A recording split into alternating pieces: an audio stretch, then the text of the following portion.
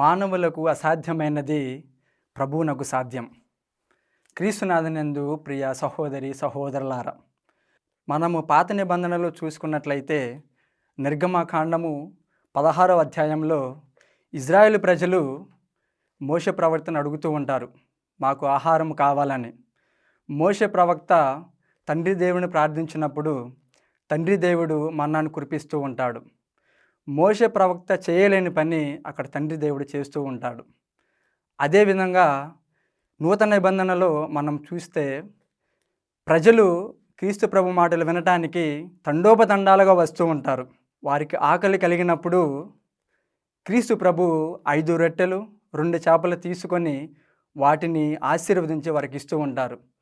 అంటే శిష్యులు చేయలేని పని ఇక్కడ క్రీస్తు ప్రభు చేస్తూ ఉంటారు.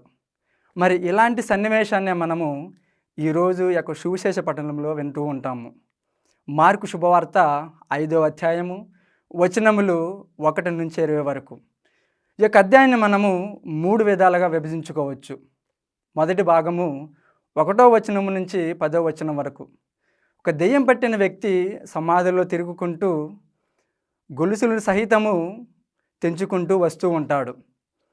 రెండవ భాగము ఆ కొండ మీద ఉన్న మనుషుల యొక్క వ్యక్తిత్వాన్ని మనము తెలుసుకుంటూ ఉంటాము. మూడో భాగము చాలా ముఖ్యమైనది.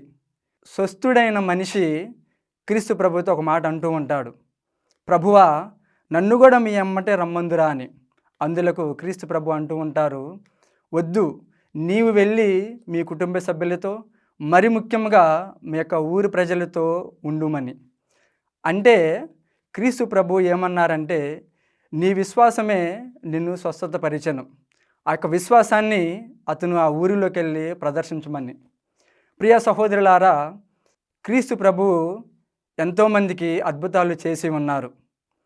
మరి ముఖ్యంగా ఎవరికి చేసి ఉన్నారంటే, ఎవరికైతే బలమైన విశ్వాసం ఉన్నదో. మరి ఈ విశ్వాసం మనకు కలగాలంటే దీనికి మనం 3 విధాలుగా ప్రయత్నించాలి. మొదటిది, విశ్వాసము మనము బంగారంతో కొనలేము, అది దేవుని వరము. విశ్వాసము వినుట వలన మరియు పరిశుద్ధ గ్రంథం చదవటం వల్ల మన విశ్వాసము బలపడుతుంది. మరి చిట్టచివరిగా విశ్వాసము లేకుండా మనము దేవునిని సంతోషపెట్టలేము. మరి ఇలాంటి గొప్ప విశ్వాసాన్ని మనం కలిగించాలని ప్రార్థించుకుందాము.